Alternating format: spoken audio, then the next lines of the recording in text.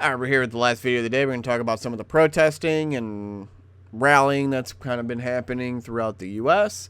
Up first, we got Fox News. Free speech rally marred by violence as counter-protesters storm event. Beat pro-Trump demonstrators and organizer of the protest had a tooth knocked out. So I'm going to have to actually block the actual picture. So I'm sorry, guys, but, that's YouTube. A rally called to promote free speech and denounce big tech censorship turned ugly Saturday in San Francisco when hundreds of alleged Antifa counter-protesters showed up and berated and attacked demonstrators, leaving one missing a tooth. The conservative group Team Save America organized the event to protest Twitter, which it argues censors free speech. They plan to rally at United Nations Plaza before moving the protest to Twitter's headquarters a few blocks away, but the event quickly devolved into a shouting match and violence as hundreds of counter-protesters stormed the scene. Video shows one counter-protester punching Philip Anderson, an organizer of the event, knocking one of his teeth out. Anderson posted a picture of the aftermath on social media and said he was attacked by Antifa. From the video, it does look like just that. It was Antifa. They were trying to counter-protest a protest on Twitter over free speech, which... Why would you do that, Antifa? I thought you guys were anti-fascist. No, they're not. They're pro-fascist for a tech oligarchy. They just want them in control. That's the real purpose of Antifa and Black Lives Matter. Well, it wasn't the real purpose of Black Lives Matter at the start, but they've been co-opted by Antifa to pretty much join them and the tech oligarchs at this point. We got then, this is what happens when you lose free speech. Anderson said over booze as the crowd threw objects at him. This is what happened to America. This is what our country is turning into. The event was canceled before it ever really got started. Another protester who was wearing a Trump 2020 shirt was attacked at some point by a counter-protester. Then he was hauled away in a stretcher. Probably had an injured leg. Although, kind of... one of the articles I saw was like, this guy is such a coward. He was just cowering. It's like, all right, guys, like, chill a little bit. Like, in your article, like, just stop being so hurtful and negative towards people. Like, it's like, okay, yeah, you can kind of say that, but have a little bit of a civility at the very least.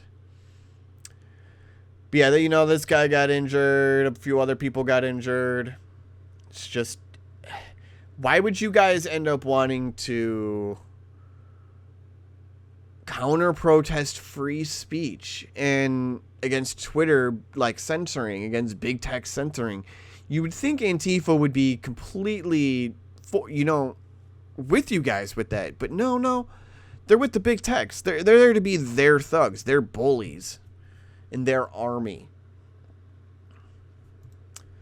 So we got Trump supporters protesting Twitter censorship clash with Antifa and BLM activists in violent scenes in San Francisco. Just kind of who's actually really talking about it. There wasn't really too many. You got Fox, Daily Mail, the usual independents, Daily Caller, and Breitbart and all that. Then we got Yahoo actually talked a bit about it. Conservatives staging free speech rally attacked by critics. I mean, that's kind of hard. That's kind of one you really can't turn down on talking about. It's really surprising that most of the mainstream media just won't say a word on it. Because it was Antifa, which I thought they were an idea, attacking a free speech rally on censorship over the internet. Apparently, Antifa is for censorship over the internet and wants the tech oligarchs to remain in control and have full control over everything. That seems to be what Antifa's goal is at this point, considering you just stifled free speech. We even saw that the event just barely even took off because you guys just started attacking them. It's a shame. It's a damn shame. Well, then we got from John Brennan, ex-CIA Director Brennan says he hopes Trump gets soundly spanked by the American electorate.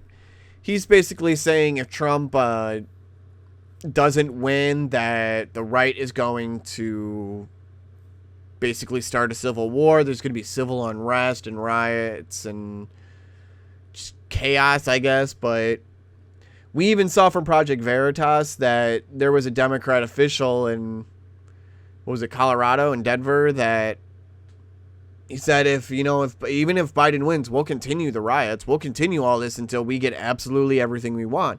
We want our socialist agenda. They want their communism. And that's all they want. They want their power.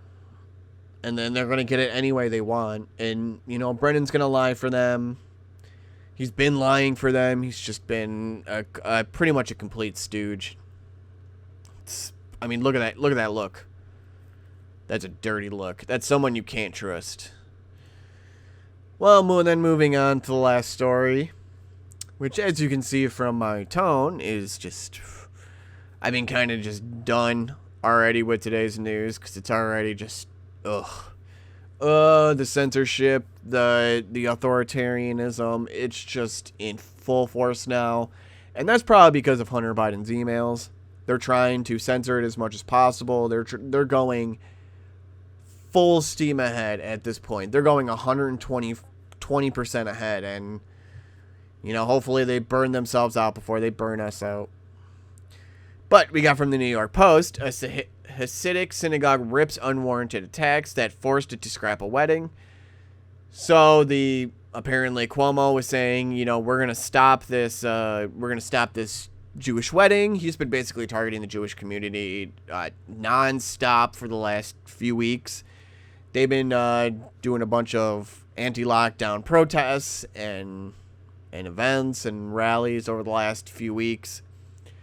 And they're fed up with the lockdowns. They're fed up with Cuomo. They're fed up with Bill de Blasio. They're basically just being silenced and discriminated against. And I'm sorry, I thought the left was diverse and about inclusion, but yet they're completely being anti-Semitic. And